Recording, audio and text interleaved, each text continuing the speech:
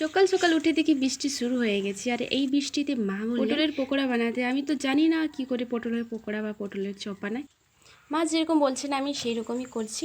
তো প্রথমে বেসনে লঙ্কা গুঁড়ো, হলুদ গুঁড়ো, জিরে গুঁড়ো, লবণ দিয়ে ভালো করে মাখিয়ে নিয়েছি। তারপরে আমি পটলগুলো কেটে দিয়ে দিলাম। মা বলেছিলেন যে দুভাগ করছি, কিন্তু আমি পটলের 4 ভাগ করে দিয়ে দিয়েছি।